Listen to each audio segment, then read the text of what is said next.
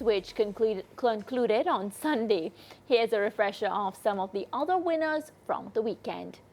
Well, one of the most feel-good stories of the weekend came on Sunday in the women's 100-meter hurdles final, where 2020 Olympic Games bronze medalist Megan Tapper created a big upset, speeding to the title on the final day of the championships, besting a field containing national record holder and last year's champion Akira Nugent, who finished in 12.41, and Amoy Brown third with 12.67 seconds. Filled with emotion following the race, a grateful Tapper expressed her delight with the achievement in her conversation with one of her biggest supporters, Leighton Levy. I just feel so relieved that I could make people like you proud. You've been saying it for ages. You've been saying it for ages, and we finally made it happen. So for me, as a hurdler, every time I line up, it's against a world-class field. Every single time I line up, so I can't really focus on what you did yesterday, what you did an hour before. I have to just focus on the fact that all of us are human, and when we line up, everybody's at zero, and just focus on execution, do what coach said I should do, and just come out here with the confidence of a Jamaican man. I've been working with Dr. Joe, who is superb at getting the body primed and ready to race. And I think that's the biggest thing that has helped me this year. As I said, I always knew I could do it, but there was just always something that was holding me back. And it was definitely like strength in particular areas, and we've gotten that. We know what they are now, and we've begun to strengthen. We've not completely finished with it yet. We're not completely finished with it yet, but you know, we've been working on it, and we're getting there. An emotional Megan Tapper there. Well, in the men's 400-meter final, national record holder Rashid McDonald won his first national 400-meter title, clocking 44.89 seconds to take the event ahead of Delano Kennedy, who was second in a personal best of 44.91 seconds, and Javon Powell, third in 45.08 seconds. Not mean to either because I was feeling come from 200. So if I push it or tear myself, I try to go through the line. I never pleased with the time, but thank God I finished the race. LG3, this is the first child that win in history. The emotion because of the daughters and the haters and the people who say rushing for sweet got turkey because it don't serve any purpose in Jamaica. But I love Jamaica. I'm not going to change for Jamaica or the money or anything. I just love Jamaica. Jamaica is one. So I start from a tender age in Jamaica. So all the negative comments are the people where I say that is for all of the haters and stuff like that. All right, Leighton Levy still with us in studio, and we're here to continue our discussions with regards to the action from the weekend. So, Leighton, I'm going to start with Megan Tapper because a very, very emotional Megan Tapper. To be honest, I could even attest how hard Megan has been working because we go to the same gym, and, you know, she's always there with Dr. Joe, which she also spoke about in her interview. But, Leighton, talk to me about what did Megan mean when she said, you know, people like you, and just explain to me that relationship. And I mean, when did you first meet Megan Tapper? Well, Megan and I first met in 2011. She had just come back from the World Youth Championships in Lille, France. She had finished sixth in the final, 13.78. And but what I liked about the fact that even though she lost and she finished down the track, it was her fight, the lioness in her, which she's now characterized her in her spirit as. And she came to the studio in my radio show at the time, and we spoke. And since that time, I struck up a relationship with Meg because she was. It's not often that you come across somebody who is always energetic, always positive, even when the world seems to be against them. And so, you know, we talk a lot. Not as often anymore because she travels a lot now, you know, when you're an international athlete. But when we do talk, I've always tried to reinforce with her the fact that she's capable of doing things that sometimes I don't even think she believes that she can do. I told her that she was going to run 12.4 the year, and she ran 12.4. I told her she was going to run 12.3. In fact, I had a conversation with Dr. Joe at the AC Hotel. It was earlier this year when she was on the set. I don't remember if it was this year or last year. She was on this year with the book, See Your Elephant. Yeah, it was here, yeah. So it was earlier this year. And I said to her, Megan's going to run 12.3 this year as long as she's healthy. And she said she agreed with me. And that's what they're working on. And I've always tried to reinforce with Meg, even when she's having her bad moments. I remember last year, when she just missed out the national championship, dove across the line, tried to make the team. And I remember the entire Grand Slam stood up and applauded her for the effort. And I remember having a conversation with her after that and telling her that, look, this is only an opportunity for you to learn from, that you can get better from this. And I was been reinforcing, and she's not the only person actually that I do this with, but she's somebody who I make an effort to do this with her because I've always had a connection with Meg that I hardly have with anybody else. When you're a journalist like me, you try to keep a respectable distance between yourself and the people you cover. Okay, you need to be objective as much as possible.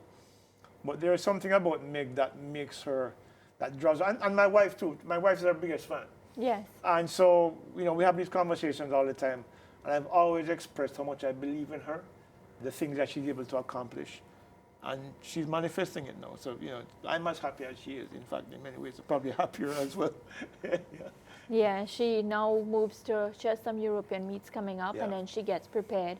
So you're expecting her to go faster? I think she can go faster. In fact, I thought she could have gone faster on the weekend for several reasons. If you look at the race, one of the things that impressed me, one of the weakest parts of Meg's race was the middle 4 hurdles, from hurdle 4 to hurdle 8. She usually gets past. And this time, we had a 12:28 athlete who caught her at the 3rd hurdle and could not get past her in Akira Nugent, who's a national record holder. 12.41. And when she finished in 12.41, and she pushed Megan to the line, and the fact that she couldn't overhaul her tells that Megan has made a significant leap forward. And had that wind been about 1 meter per second as opposed to 0.1, which is virtually still conditions, that would be about a 12.28, which is equal to the national record. So I think going forward with the work that she'll continue to do, I think by the time they get to Tokyo, she'll be a 12-2 athlete. I wouldn't be surprised if she does.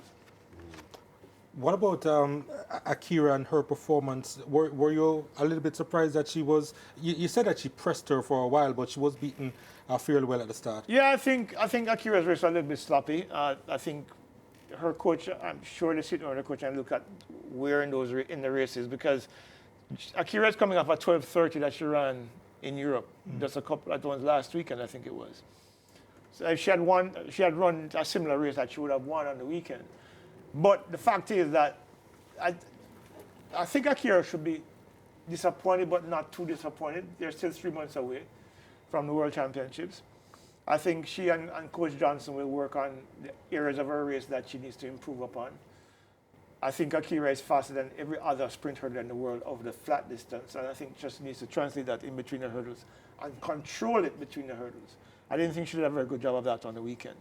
But still, potentially, Jamaica will go into the World Championships with 2 12-2 hurdlers, which will give us a great chance of getting on the podium. It's going to be very difficult because Toby Amerson looks amazing, Grace Stark looks amazing, Tia Jones and Masai Russell. And we are talking about Ditaje Kambunji and Serena from France. I keep forgetting Serena's last name. But it's going to be a very competitive field. Sambayela? I don't know. Yeah. Okay. It's going to be a very competitive field. So because it's going to come down to execution. And of course, Jasmine Camacho Quinn cannot be overlooked as well. So I think it's going to come down to execution. So for Akira to guarantee or to improve her chances of being on the podium, she's going to have to focus on executing cleanly when she gets to Tokyo. So the next 3 months, I think that's going to be probably where her focus is going to be. Yeah, the men's sprint hurdles, Orlando Bennett with a victory, an event that was seen as competitive. So while most people didn't have him winning, it shouldn't be a shocker. But a couple of big names, Parchment and Broadbell, not there for different reasons, of course. I think Broadbell got injured in the warm-ups, and that's unfortunate. So the thing is that based on what we were told, there are 2 schools of thought. One is that the medical exemption that has been applied for could be approved by J3s, which will allow him to compete, which for me is kind of bittersweet because it means that Tyler Mason would probably miss out after earning a spot on the team. And then there's another school of thought that he will have to win the Diamond League to get the bye into the World Championships. I'm going to have to clarify which is actually factual because both of those arguments are being made right now. But it's unfortunate, but not take nothing away from Bennett. Orlando Bennett, yeah, because remember, he was in Paris last year. He actually made the final last year. So this is another step forward for him. He has time now to work on his race, to work on his technique, to work on his execution and see if he can get in, because like the women's event, the men's is equally deep. Cardell Tinch, Grant Holloway, you know, and there are a couple of Americans as well, you know, Daniel Roberts and a couple of Americans. I can't names. I don't know what it is. But the thing about it is that there are a lot of hurdlers across the globe. Zoya as well from France. There are a lot of sprint hurdlers right now. It's just as deep as the women's event. So I think what you're going to see is going to come down to whoever represents Jamaica, whether Rashid Brabel is there or all the other three guys.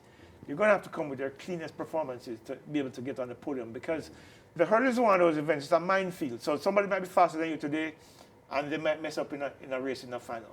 So they need to come in understanding that everything for them needs to be on point, and they could end up on the podium. I'm not ruling anybody out.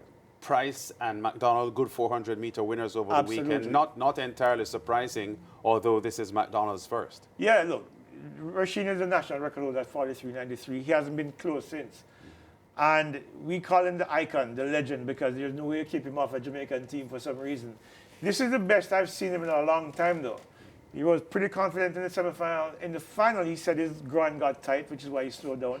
There are people who don't believe that.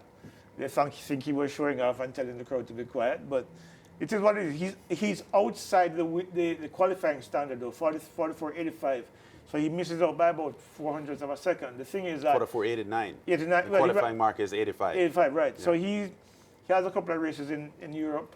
So he's going to have to run that time to qualify. In fact, all three will have to make the qualifying time or hope on the quota, which I don't, given the number of 44 athletes in the world right now. That I think a lot of them are actually, when I checked it yesterday, I think the closest is, I'm trying to remember, somebody has 34, but I think the cutoff, I think, is 32.